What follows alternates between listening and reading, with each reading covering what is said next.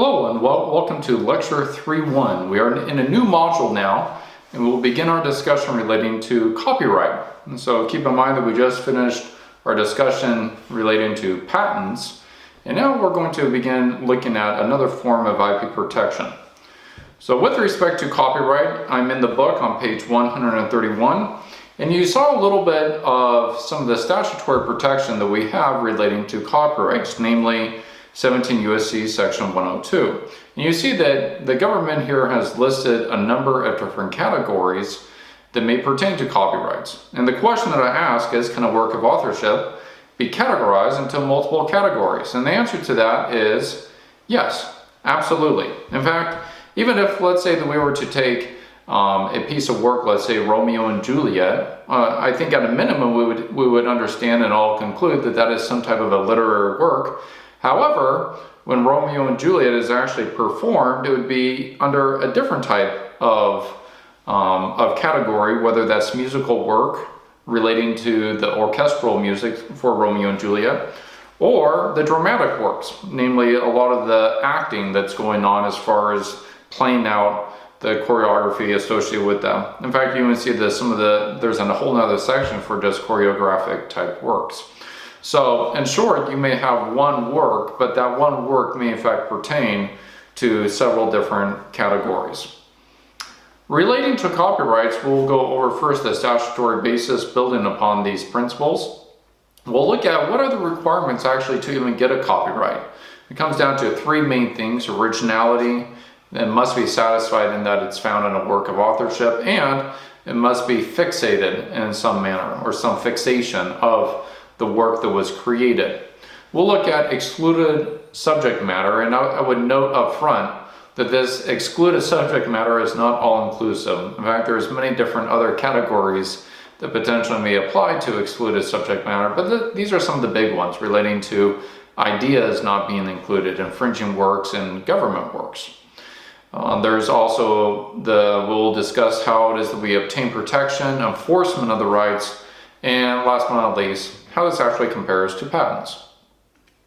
So with that in mind, I think that it would be good to start with just a basic overview through a video here that discusses some of the copyright basics. And as we listen to this, I want you to be asking yourself, one, how does copyrights fundamentally differ from patents that we just reviewed? And two, what are kind of the basis for that? All right, so as we saw in the presentation, copyrights can include everything from works of art. The works of art may be written material, maybe video material, photographs, sculptures. All of those are some types of work of art. And one of the societal benefits of having copyrights is that it helps distribute, or it helps promote the distribution of material. So for example, if we went back in the day where copyrights did not exist, for example, Victor Hugo's materials being published here in the US, or Charles Dickens' materials being published here in the US, copyright, the copying of that material from those authors actually is what prompted much of the development for copyright protection within those countries, including our own. And so this idea of being able to distribute material in a manner where you know that the material is going to be safeguarded is one of the main reasons why it is that copyright exists. Now here's one other example here as far as when we're talking about our introduction. Let's just take a quick look at this other video.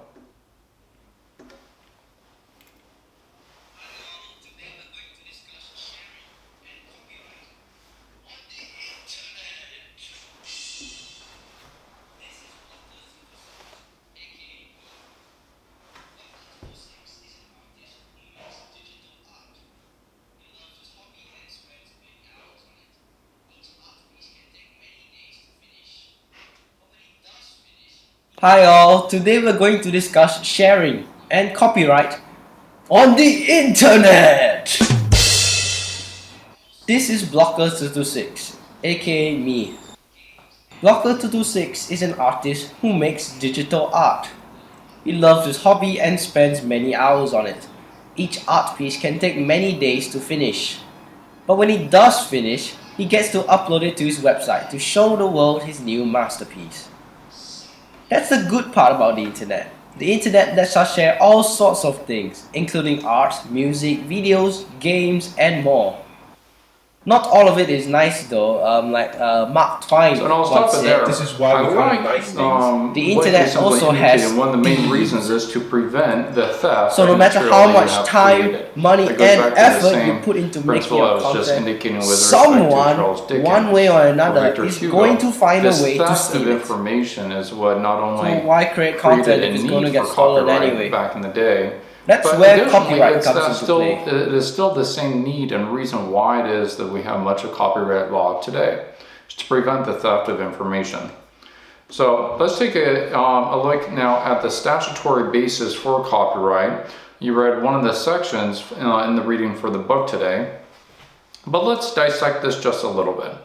So section 102A indicates copyright protection subsists in accordance with this title in original works of authorship fixed in any tangible medium of expression now known or later developed from which they can be perceived, reproduced, or otherwise communicated either directly or with the aid of a machine or device. Now I've colored some of the words here to pull out and extract some of the key concepts that we'll be discussing. The first is originality, that it must be some original work. The second is that it be a work of authorship, and these are the categories that the government has defined are eligible for for copyright protection. And then third, that it is fixed in any tangible medium of expression. So let's go ahead and discuss each of these.